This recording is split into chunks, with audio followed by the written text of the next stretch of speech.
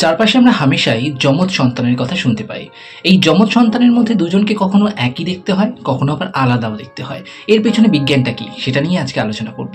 স্ত্রীদের দেহে প্রতি মাসে তৈরি হয় একটি করে ডিম্বাণু বা ওভাম। পুরুষদের দেহে একবার ইজাকুলেশনে পাওয়া যায় অজস্র শুক্রাণু বা স্পার্ম। এই শুক্রাণু এবং ডিম্বাণু যখন মিলিত হয় তৈরি হয় একটি নতুন কোষ, যার নাম জাইগোট। এই জাইগোটটি পরবর্তীকালে বৃদ্ধিপ্রাপ্ত হয়ে এমব্রায় বা ভ্রূণে রূপান্তরিত হয় এবং সন্তানটি বড় হয় এবং জন্ম নেয়। কিন্তু এক্সেপশনালি যদি দেখা যায়, এই যে জাইগোটটি তৈরি হলো শুক্রাণু এবং ডিম্বাণু মিলিত হয়ে, তা যদি মাঝখান থেকে সমান দুটি ভাগে ভাগ হয়ে যায় এবং সেই দুটি ভাগ থেকে তৈরি হয় দুটি শিশু। এই দুটি শিশু কিন্তু বলা হয় মোনোজাইগোটিক টুইন্স, মানে আইডেন্টিক্যাল টুইন্স, মানে এরা দুজন একই দেখতে হবে, একই স্বভাবের হবে। কোনো কোনো ক্ষেত্রে দুটি মেয়ে হতে পারে বা দুটি ছেলেও হতে পারে। ছেলে মেয়ে আলাদা হওয়ার চান্স কিন্তু কম। কেস নাম্বার 2, ডাইজাইগোটিক টুইন্স, মানে যাদেরকে আলাদা দেখতে হয় এবং কখনো যাদের যমজের ক্ষেত্রে ছেলে মেয়ে আলাদা হয় বা দুটি বিপরীত লিঙ্গের সন্তান জন্ম নেয়। স্ত্রী দেহে প্রতি মাসে একটি করে ডিম্বাণু তৈরি হয়।